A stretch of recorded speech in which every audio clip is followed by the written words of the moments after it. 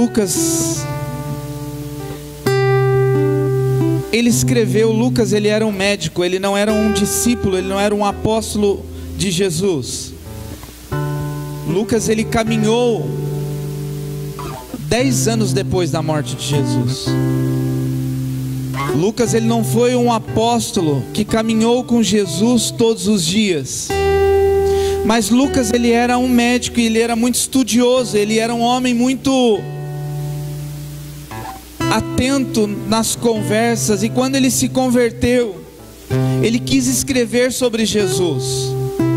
Então ele começou a buscar nos discípulos e em todos aqueles que caminharam com Jesus fatos, como Jesus era, como ele viveu, como ele caminhou, como ele foi crucificado. E ele foi entrevistar muitas pessoas, e assim ele foi escrevendo o Evangelho. E ele faz um relato a respeito de Jesus no Getsêmani.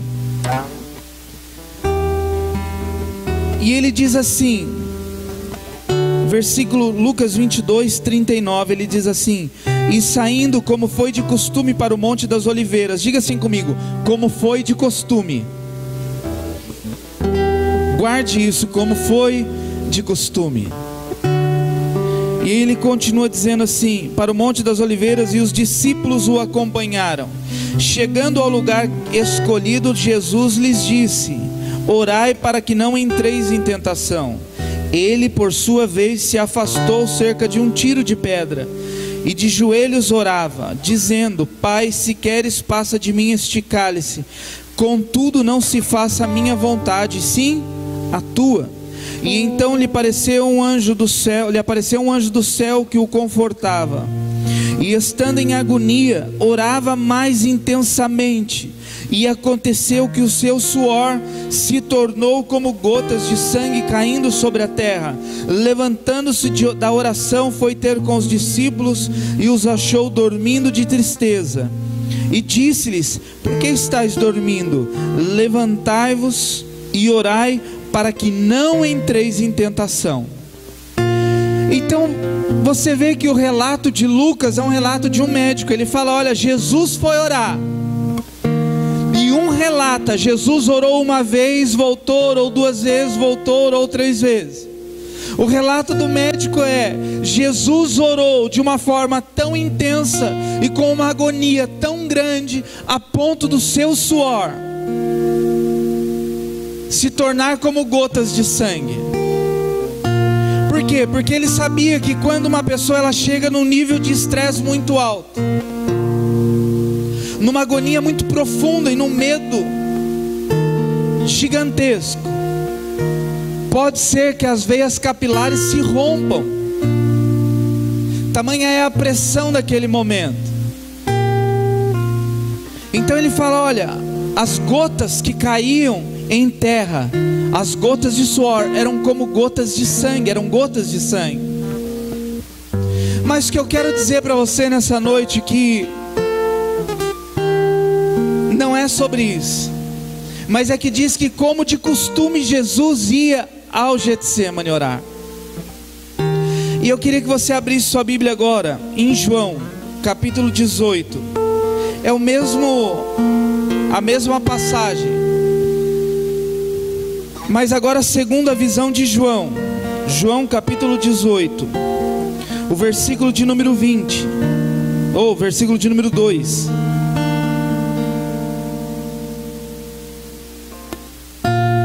Vamos ler um, né? 1 e o 2.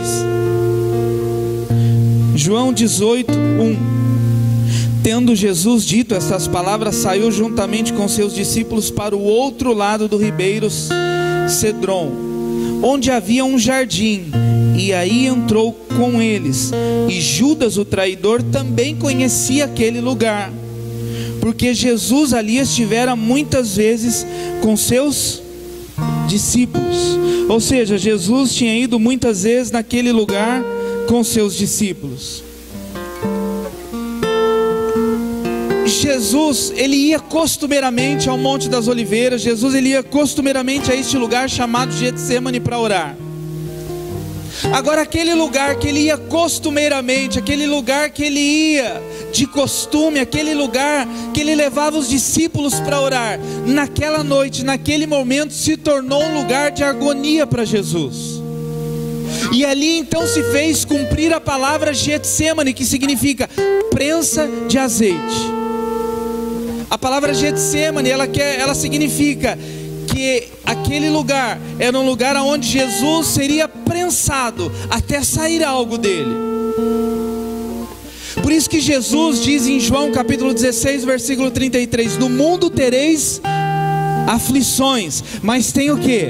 Bom ânimo, porque eu venci. Ou seja, a aflição que Jesus diz em João 16:33, a raiz dessa palavra aflição é a mesma de Getsemane, vocês vão ser apertados, espremidos no mundo. A aflição que virá sobre vocês será tão forte que vai espremê-los, vai esmagá-los, mas tenha bom ânimo. Agora, quem consegue ter bom ânimo esmagado? Quem consegue ter bom ânimo passando por lutas e por aflições? Quem consegue ter bom ânimo sendo massacrado? Quem consegue ter bom ânimo num velório? Quem consegue ter bom ânimo num momento de aflição ou de situações adversas na sua vida? Eu acho que ninguém. Mas o que Jesus estava dizendo não é que eu não estou nem aí para o que você está passando. Eu me importo com o que você está passando. E eu entendo que esta aflição que o mundo está impondo sobre seus ombros vai passar. E o ânimo que Jesus está dizendo creia que isto vai passar. Diga para a pessoa do seu lado: isso que você está passando vai passar. Seja um momento de dificuldade ou um momento de alegria, vai passar. Momentos bons passam, momentos ruins passam. Nada é eterno. Eu já vivi momentos de extrema alegria, da qual eu queria montar uma tenda e ficar naquele momento para o resto da minha vida, mas não pôde. Por quê? Porque aquele momento bom passou. Agora também já passei por momentos de aflições, da qual eu dizia assim para Deus: Senhor, se for um pesadelo, me acorde. E Deus, naquele momento de aflição, disse assim: no mundo tereis aflições, mas tenha bom ânimo. Um ânimo bom.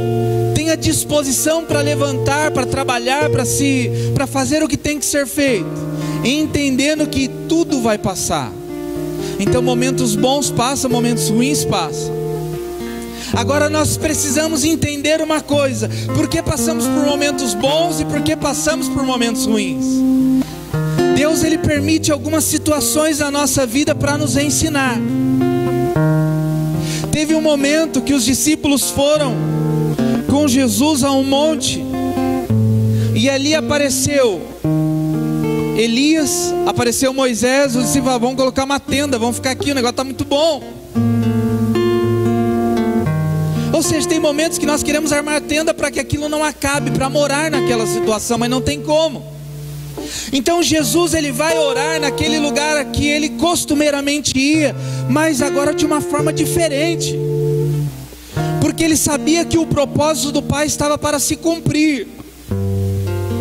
Então naquele lugar que Jesus sempre ia para agradecer, para recarregar as baterias, para louvar ao Senhor, naquele dia Ele estava indo chorando, orando ao Pai para dizer assim ao Pai: Senhor, se possível, afasta de mim este cálice.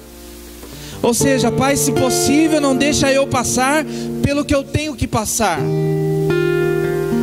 Agora, eu posso ser seu melhor amigo, eu posso ser um pastor que você goste ou que não goste, mas eu não posso impedir o agir e o tratar de Deus na sua vida. Essa pessoa que está do teu lado, seja seu esposo, seu amigo, ele não pode impedir o agir de Deus na sua vida. Seja momentos bons, momentos ruins. Mas eu não quero falar aqui de momentos ruins. Mas o que eu estou querendo dizer nessa noite é que todos nós temos o nosso Getsemane. Todos nós temos um momento que a prensa vem sobre nós. E alguns momentos o Getsêmani é o lugar que costumeiramente nós vamos. Às vezes o nosso Getsêmani é no trabalho, às vezes o nosso Getsêmani é dentro da nossa casa, às vezes o nosso Getsêmani é na igreja, às vezes o nosso Getsêmani é no meio dos nossos familiares. Eu não sei. Mas aquele monte que Jesus costumeiramente ia, naquela noite, para ele, se tornou um lugar que ele estava sendo prensado. E diga assim comigo: todo momento de prensa faz sair algo de mim. Todo momento que nós somos pressionados faz sair de nós algo. Você pode ver que na pressão pessoas mentem. Foi assim com Pedro. Pedro estava andando com Jesus, viu os milagres, tudo. Quando Jesus foi preso, olharam para Pedro e falou: cara, você estava andando com Jesus. Eu? Não. Ah, mas tua fala denuncia. Não, eu? De jeito nenhum. Acho que Pedro ficou mudo naquela hora, né? Não vou nem falar mais nada. No momento de pressão nós precisamos tomar cuidado, porque são nos momentos de Getsêmani que nós nos revelamos. Repete isso comigo: nos momentos de Getsêmani meu coração se revela. Então diga para você mesmo, toma cuidado. É quando nós estamos sendo esmagados que as nossas fraquezas se revelam. É quando nós estamos sendo esmagados que a nossa fé é posta em prova. É quando nós somos esmagados que a nossa natureza se expõe. No momento de dificuldade, as nossas fraquezas, elas se revelam. No momento de aperto, aquilo que nós realmente somos fracos se mostra. E nós precisamos muitas vezes expor as nossas fraquezas para sermos curados. Nem todo mundo é forte todo o tempo. Ninguém aguenta ser forte 24 horas por dia em toda e qualquer situação. Tem momento que as nossas fraquezas elas vão se revelar, e isso não nos diminui. Isso só mostra que nós servimos a um Deus que também expôs a sua fraqueza na hora que estava sendo apertado. Porque na hora que Jesus estava sendo apertado, Ele chamou amigos para orar com Ele. Ainda que Jesus conhecesse o plano e o propósito eterno de Deus, na hora que Ele estava sendo apertado por aquela situação, porque Ele é homem, Ele é 100% Deus, 100% homem. Como Deus Ele sabia o que tinha que cumprir, mas como homem, como todo e qualquer homem, quer fugir do momento de dor. E na vontade, na ânsia de fugir do momento de dor, o que Jesus faz? Vai orar.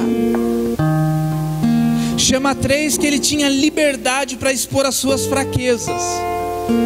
Nós precisamos ter Pedros, Tiagos e Joãos, pessoas que nós confiamos para expor as nossas fraquezas.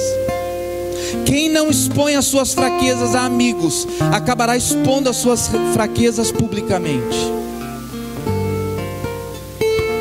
Quem não chama amigos para orar junto, para compartilhar das fraquezas, talvez terá que chamar pessoas para guardá-lo publicamente, porque vai acabar, uma hora ou outra não vai aguentar. Você não é super-homem. Pastora Márcia, você não é uma super-mulher. E aí, como é que você está? Tô bem.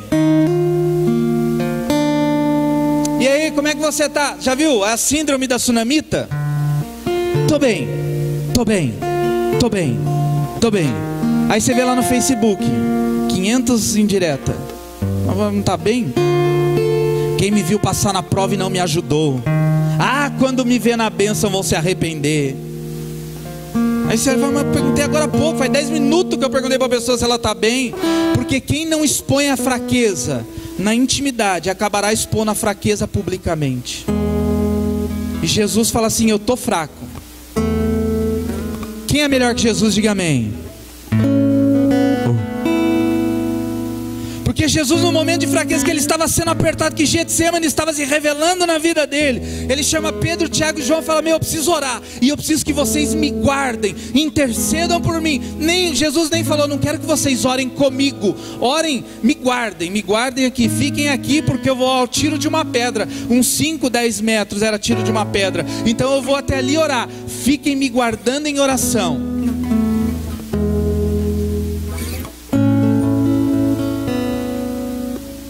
Deus não tira, olha que interessante, ontem nós ouvimos isso de um apóstolo, que aquilo me marcou.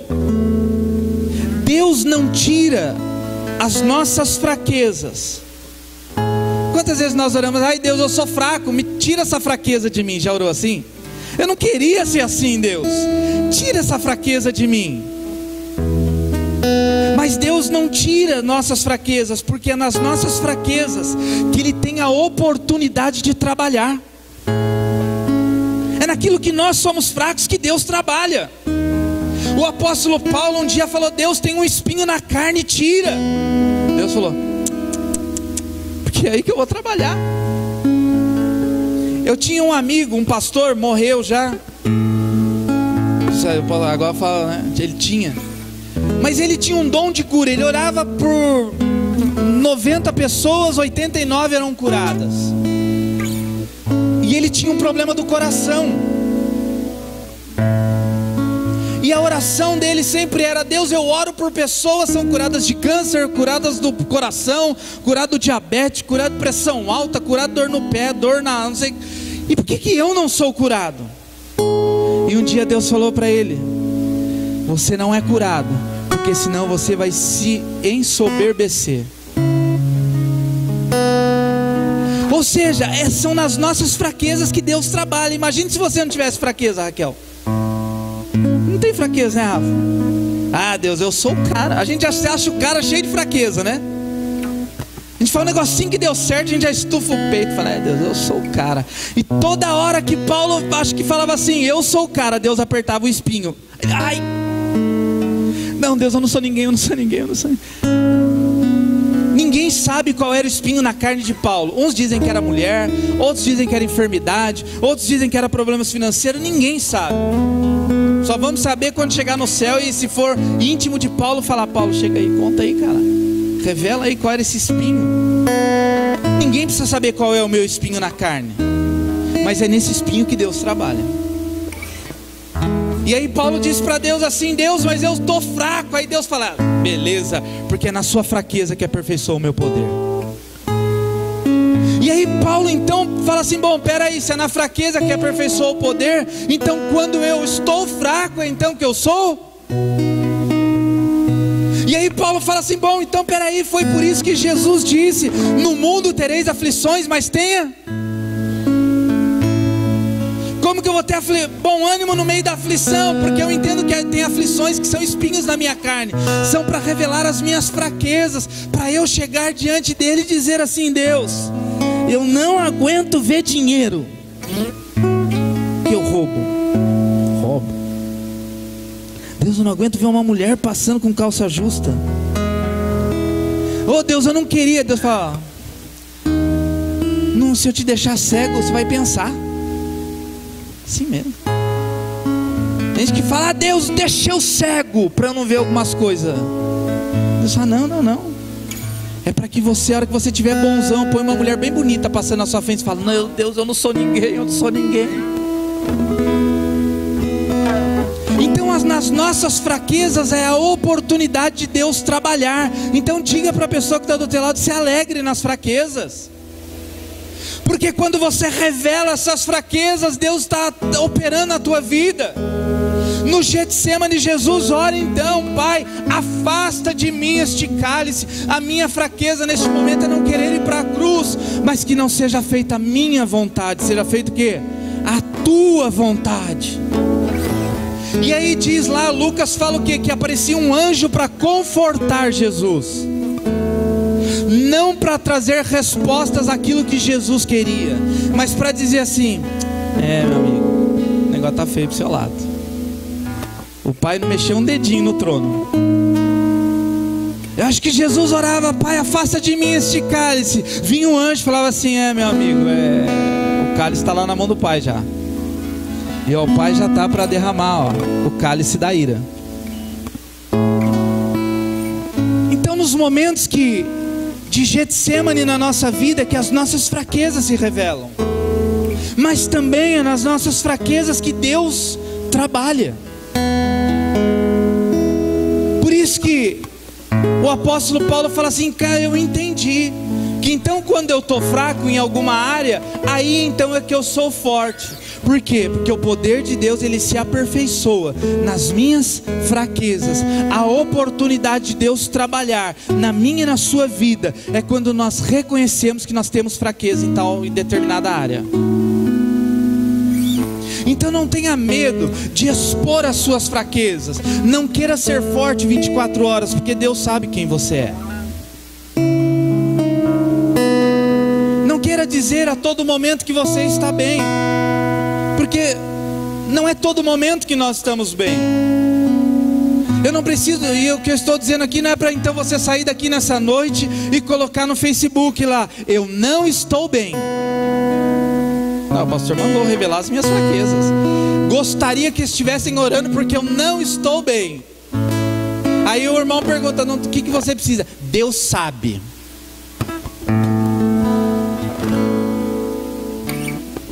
Mas nós precisamos de Pedro, de Tiago, de João, pessoas que entendem as nossas fraquezas, que não vão julgá-las. Uma vez eu estava tomando café com um pastor e ele me disse assim: eu tenho necessidade, ou eu tenho sentido falta de pessoas que eu possam revelar as minhas fraquezas. Eu estava conhecendo ele há pouco tempo. Pessoas que caminham do meu lado, que eu posso dizer assim: olha, eu olhei errado para uma mulher. Ele não vai dizer: misericórdia, irmão, vigie. Olha, eu estou me sentindo fraco. Misericórdia, varão. Não, mas de pessoas que olham para mim e dizem assim: eu entendo a sua fraqueza. Ou que não falem nada, só orem. Então são nos momentos de Getsêmani que nós precisamos dizer: Pai, que se possível afasta de mim este cálice, mas que não seja feita a minha vontade, mas a sua. Agora nós temos coragem de dizer isso para Deus? Não. Mas Tiago, ele diz assim: se há alguém enfermo no meio de vós, chame os presbíteros ou os pastores, eles vão te ungir e declarar sobre você a cura. Confessai os vossos pecados ou as vossas culpas uns aos outros, para ser curado. Muitas vezes nós não somos curados nos nossos momentos de fraqueza, porque nós temos medo de expor essas fraquezas, e muitas vezes não somos curados por isso. Então Jesus, ele despeja tudo que tem para despejar naquele jardim. Fala: Deus, estou sendo espremido aqui, ó. As minhas fraquezas é não querer ir para a cruz, mas eu sei que eu tenho que ir. Se possível, afasta de mim este cálice, mas que não seja feita a minha vontade, seja feita a tua vontade. O anjo chegava para confortá-lo, mas ele continuava orando. A segunda coisa que se revela, abra sua Bíblia comigo no livro de Hebreus, capítulo 11. Hebreus, no capítulo 11.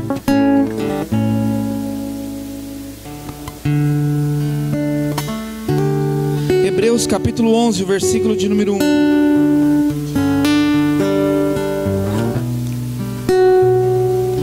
Quando o Getsêmani me espreme, quando eu estou sendo espremido nesse Getsêmani, as minhas fraquezas, elas são expostas. Nesse momento a minha fé, ela é testada.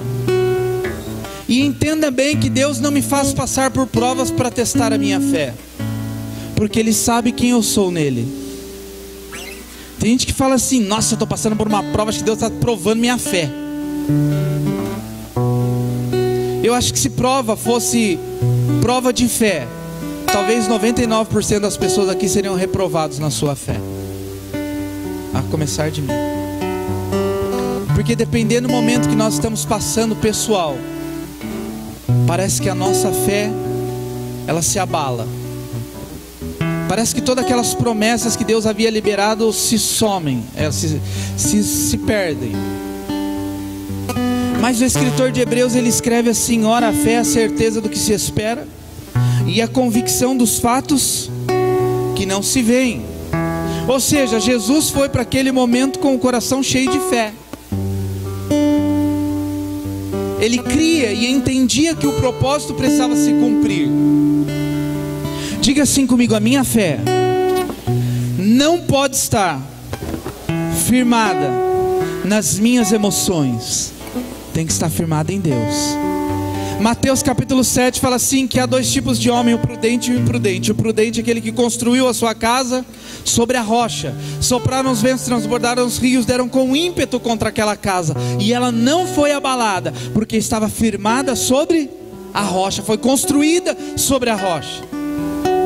Agora aquele que construiu a sua casa sobre a areia, sopraram os ventos, transbordaram os rios, deram um vento muito forte contra aquela casa, e grande foi a sua ruína, porque ela estava firmada na areia. Assim também é a nossa fé. A minha fé, ela não pode estar firmada nas minhas emoções, porque as minhas emoções, elas são volúveis.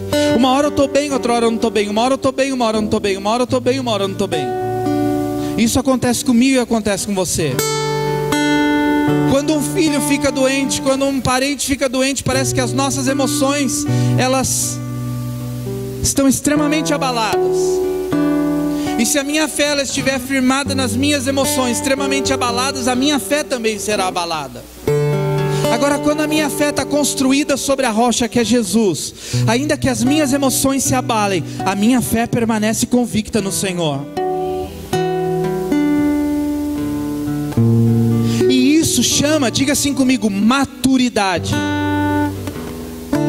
Eu entendo que as aflições que estão vindo para mim, ou sobre a minha vida, não é para me matar, mas é para produzir um peso de glória. Deus está me ensinando alguma coisa. Então Jesus vai para o Getsemane orar, crendo que Deus estava ouvindo ele.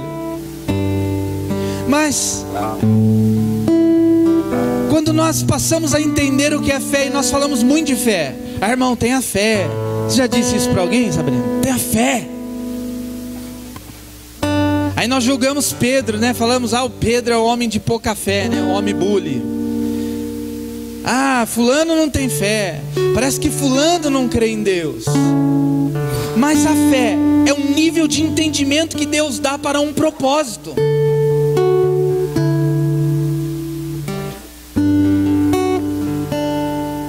Diga assim, fé é um nível de entendimento que Deus dá para um propósito. Ou seja, se eu não entender o que está se passando, dificilmente eu vou conseguir gerar uma fé saudável no meu coração. Por isso que eu disse aqui, se nós não pararmos para ouvir Deus, dificilmente nós conseguiremos fluir naquilo que Deus está fazendo. Nós não paramos para ouvir Deus. Deus está nos espremendo e nós estamos só gritando. Deus está nos espremendo e nós estamos naquele espírito de autocomiseração, dizendo, eu sou coitado, ninguém me ama, ninguém me quer. Isso é uma fé imatura. Estou passando por prova, Deus, Senhor, você esqueceu de mim. Esta é a oração mais imatura que existe. Porque a Bíblia diz que o nosso nome está escrito na palma da mão de Deus, está gravado na palma da mão de Deus. Então Deus nunca vai se esquecer de mim. Deus nunca vai se esquecer de você. Mas a fé é um nível de entendimento daquilo que eu estou passando. Quando nós passamos por momentos de Getsemane na nossa vida, nós precisamos parar para ouvir Deus em tudo isso e buscar a entender o que Deus quer em nós e através de nós. Toda luta, toda dificuldade, toda aflição, todo aperto, todo momento difícil gera em nós um entendimento de quem Deus é. Eu só conheço a minha esposa como eu conheço hoje, porque nós passamos momentos bons e momentos ruins. Porque se eu só passar momento bom com a minha esposa, quando vier um momento ruim, eu vou falar, bom, será que no momento ruim ela vai continuar do meu lado? Ou será que no momento ruim ela vai, pegar as malinhas e falar, se vira? Nós só conhecemos as pessoas nos momentos bons e nos momentos ruins. Então diga para a pessoa que está do teu lado, eu vou ter que passar os dois momentos do seu lado, irmão.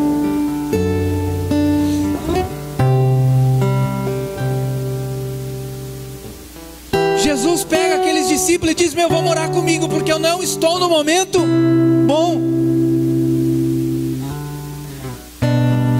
Vamos orar comigo, porque agora eu estou num momento de fraqueza e eu preciso de amigos que estejam ao meu lado.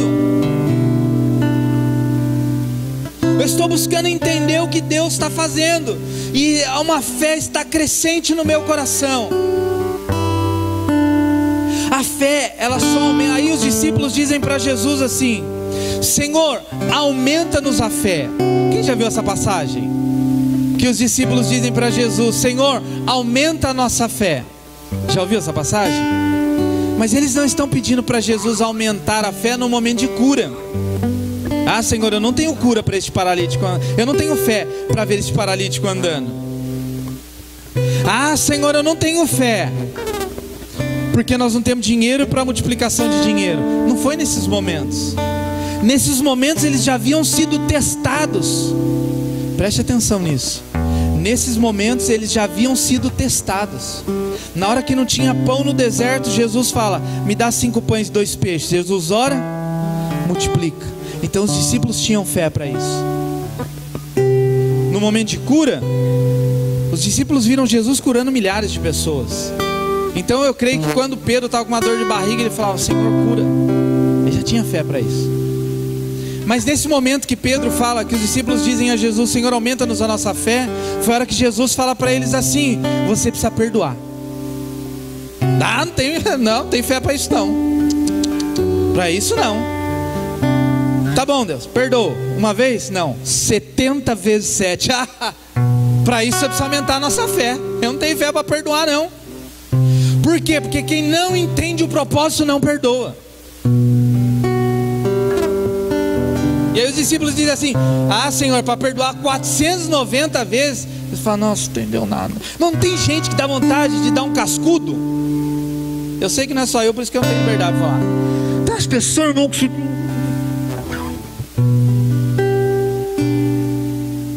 Porque você explica um negócio, fala um negócio, faz um negócio, ele vai...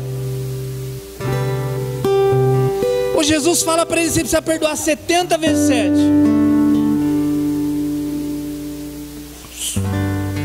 Dá fé então para nós, Jesus. Eu não. Perdoar não. Pisou no meu pé, me xingou, maltratou, me ignorou, me humilhou. Como que eu vou perdoar? Aí Jesus fala assim, vem na minha, que você se dá bem, me acompanha. Aí Jesus está lá na cruz. Os discípulos o acompanharam? Já tinha, Aí Jesus lá na cruz fala assim, Pai, olha para aqueles que estão maltratando, humilhando, envergonhando, e fala assim, Pai, perdoa-lhes, porque eles não sabem o que estão fazendo. Agora os discípulos estavam ali para aprender aquilo? Estavam? Não. Porque quem não permanece não vê o que Jesus tem para fazer. Perde os melhores momentos. Quem foge na hora do Getsemane perde as grandes revelações do reino. Porque o Getsemane, o momento de espremer, veio sobre todos os discípulos e eles caíram fora. Aí Jesus falou, puxa, agora que eu ia ensinar eles o que é perdão, eles foram embora. Bom, mas anota alguém aí para ficar registrado na história. Pai, perdoa-lhes, porque eles não sabem o que estão fazendo. Eles não entenderam a revelação. E aí quando Jesus está sendo crucificado, o que o soldado romano fala? Verdadeiramente este é o Filho de Deus. Ou seja, a revelação do Cristo veio na cruz. permaneça, porque se você fugir antes do tempo, você não vai entender as revelações do reino. E aí vai ficar se indagando o resto da vida. Deus fala, mas quando eu estou para te ensinar, você não está. Quando eu estou para te ensinar, você foge. Quando eu estou para te mostrar o que é o verdadeiro perdão, você já caiu fora há muito tempo. E aí depois vem pedir, Senhor, aumenta-nos a nossa fé. A fé de vocês seria aumentada na cruz, meu irmão. Imagina Pedro estando aos pés da cruz ali, olhando Jesus falando aquilo. Pai, perdoa porque eles não sabem o que fazem. Onde estava Pedro?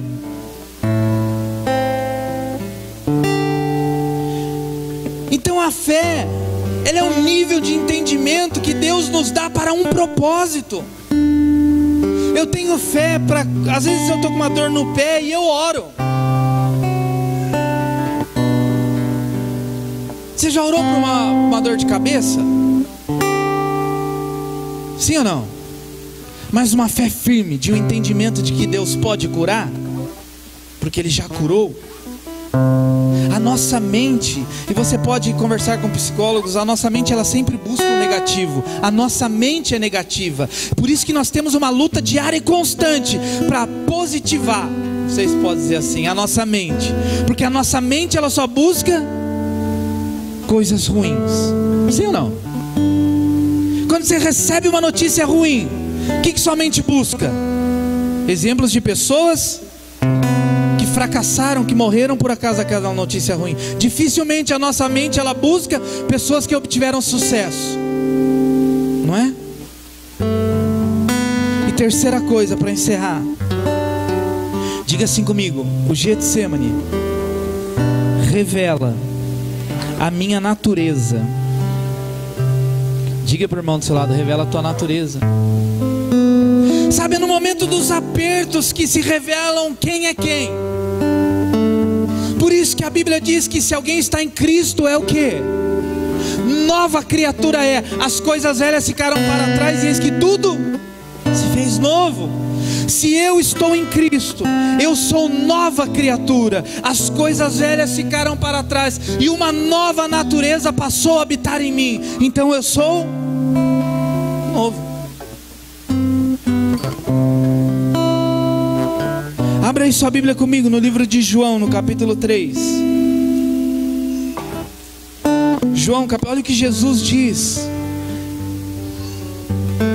em João capítulo 3.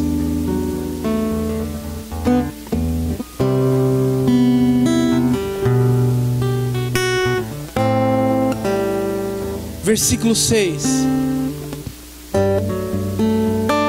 Então são nesses momentos que nós somos afligidos, apertados, é que se revela a nossa natureza. E se a Bíblia diz, e se o apóstolo Paulo ele escreveu, se alguém está em Cristo, nova criatura é. As coisas velhas ficaram para trás, e eis que tudo se fez o quê? Novo. Em João 3,3, Jesus ele diz assim, versículo 6. João 3,6: o que é nascido da carne é carne, e o que é nascido do Espírito é Espírito. O vento sopra onde quer, ouves a sua voz, mas não sabe de onde vem, nem para onde vai. Assim é todo o que é nascido do Espírito. E então lhe perguntou Nicodemos: como pode suceder isso? Acudiu Jesus: tu és mestre em Israel e não compreende essas coisas? Em verdade te digo que nós dizemos o que sabemos e testificamos o que temos visto, contudo não aceitais o nosso testemunho. Então a minha natureza, ela se revela nos momentos de Getsemane, no momento de aperto, no momento de fraqueza, no momento de dor, é que vai se revelar a minha carnalidade ou a minha espiritualidade. E a minha espiritualidade no momento de fraqueza não é ficar orando em línguas. Oh, estou passando por luta, mas eu estou orando em línguas. Não é isso. A minha natureza revela o Cristo que há em mim. Cristo que há em mim é o Cristo que pediu ajuda no momento de fraqueza. O Cristo que habita em mim é o Cristo que na hora da aflição falou: Pai, eu não estou aguentando, mas se possível, passa de mim este cálice. Olha o que diz em Gálatas, olha o que o apóstolo Paulo escreve aos Gálatas, capítulo 2. Gálatas capítulo 2.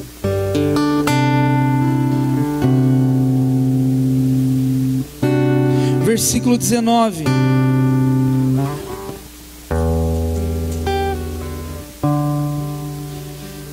Porque eu, mediante a própria lei, morri para a lei, a fim de viver para Deus.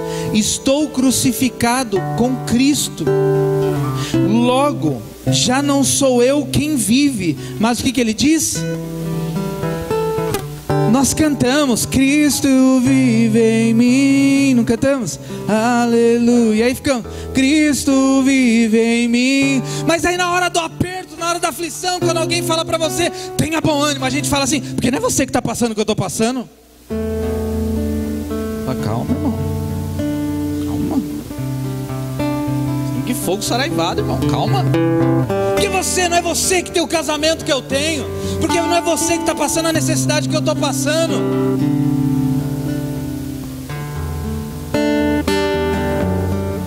E aí no momento de aflição e de Getsêmani, que nós muitas vezes pegamos a metralhadora e saímos disparando em todo mundo, mostrando não as nossas fraquezas, mas as nossas insatisfações. E aí todo mundo fica sabendo o que estamos passando, não porque queremos expor a nossa fraqueza, mas porque queremos expor as nossas insatisfações. Mas dizemos: bom, eu sou nascido do Espírito como? Se Cristo vive em mim, e se Cristo é o exemplo para a minha vida. No momento de Getsêmani, Jesus não falou para ninguém, foi para o monte orar. Chamou amigos para cercá-lo, para guardá-lo, e expôs a Deus e aos seus amigos pessoais suas fraquezas,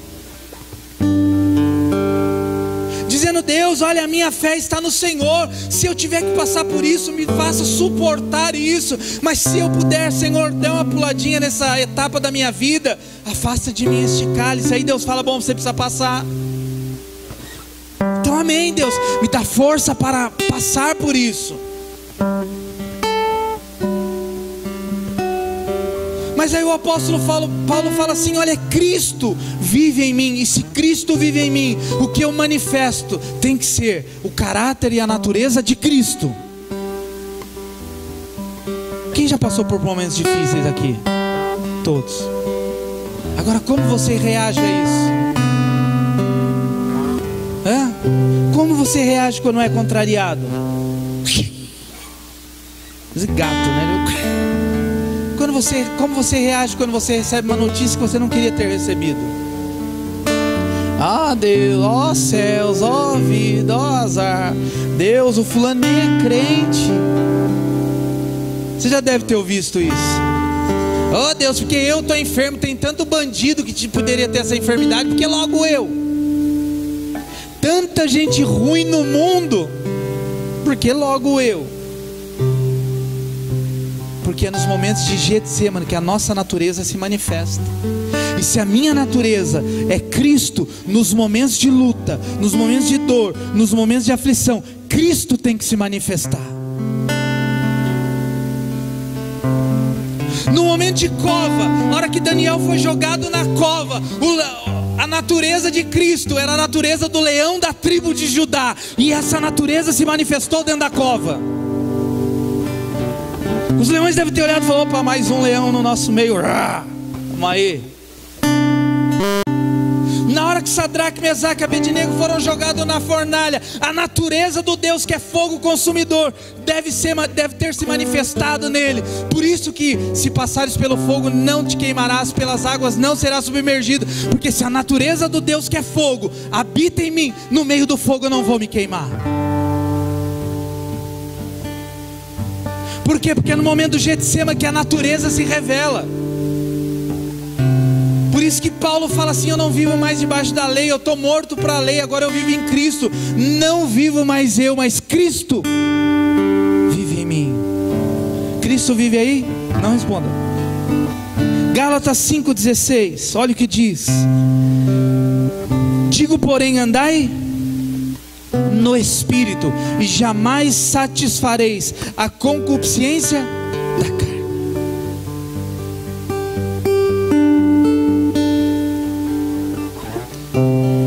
Quando Jesus voltar para buscar a sua igreja, tudo que não é da natureza dele será queimado. Agora o que é da natureza dele se manifestará. Nós declaramos: Senhor, volte, Maranata, volte, Jesus. Mas quando ele voltar, o que não é da natureza celestial se queimará, mas o que é da natureza celestial viverá com ele eternamente. Então, se Cristo vive em mim, quando ele voltar, o Cristo que vive em mim se manifestará em glória. Se Cristo vive em mim, nos momentos que eu estou sendo afligido, o Cristo se manifestará.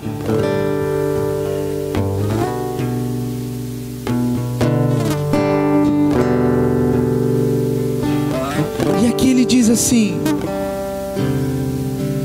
andai no Espírito, e não satisfaça, porque sabe que a concupiscência é desejo desenfreado. No momento de aflição, no momento de Getsemane, nós queremos sair dando murro em todo mundo, nós queremos sair gritando, nós queremos sair xingando, nós queremos sair esmurrando, nós queremos fazer coisas da qual normalmente não faríamos. E aí Paulo fala assim: ande no Espírito, ande no Espírito. Os discípulos chegaram para Jesus nesse momento de Getsemane e falaram assim: Senhor, se o Senhor orar, legiões de anjos serão enviados. E ele fala o quê? É necessário que eu passe por isso. Só quem entende os propósitos de Deus entende que é necessário. Diga para a pessoa que está do outro lado assim: é necessário passar por algumas coisas. Uma vez eu disse para uma pessoa assim, eu estava ministrando com um jovem, e eu disse assim: enquanto você não for confrontado, você não vai aprender. Então o Espírito nos confronta a todo momento, mas nós fugimos dos confrontos do Espírito.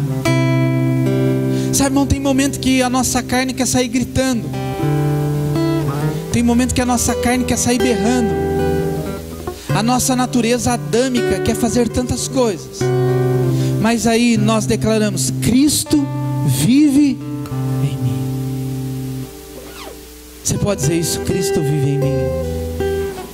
Diga mais forte: Cristo vive em mim. Diga mais forte: Cristo vive em mim. Agora faz assim comigo, ó. Cristo vive em mim. Quando eu tiver vontade de dar um soco na cara de alguém, quando eu tiver vontade de escrever. Sabe o que eu ouvi um pastor esses dias dizendo? Irmão, vou te ensinar a fazer isso, porque eu peguei pra mim. O pastor, ele falou que às vezes ele tem vontade de postar um monte de coisa na internet. Estava ouvindo o pastor contar esses dias. Aí ele falou que a primeira coisa que ele faz, ele coloca o celular dele offline, para não ter perigo de ir. Aí ele escreve tudo que ele queria escrever, escreve tudo que ele tinha para escrever e fica olhando para aquela postagem. Ele fala: ah, fulano, você vai ler isso. Porque normalmente quem nós queremos atacar não lê, né? Então ele ficou: mas fulano, você vai ler.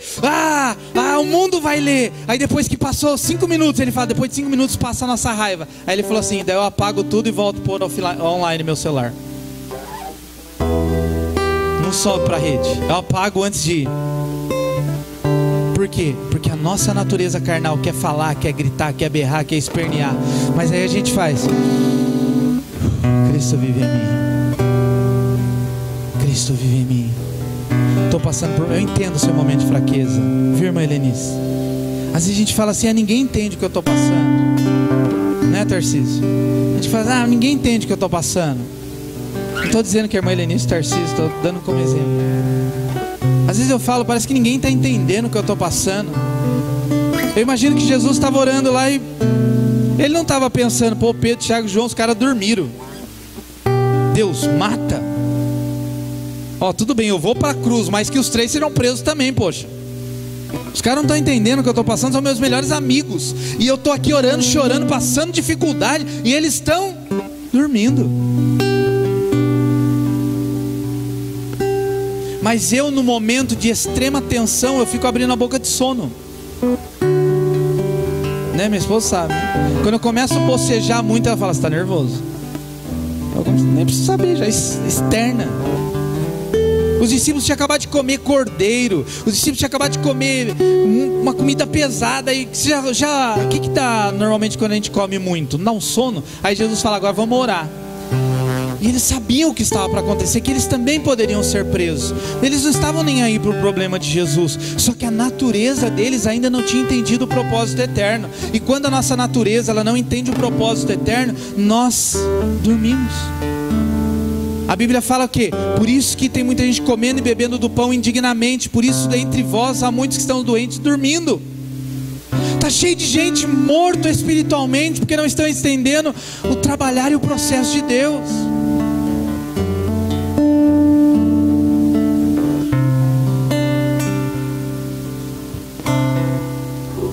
Diga assim, Cristo vive em mim. Vamos orar? Você vai dizer isso, Cristo, viva em mim.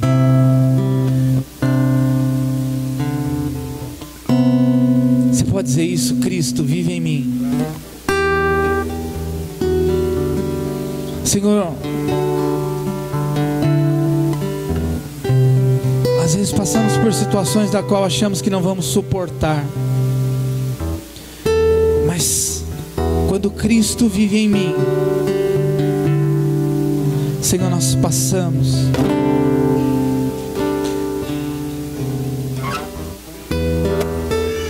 E eu quero nessa noite orar declarando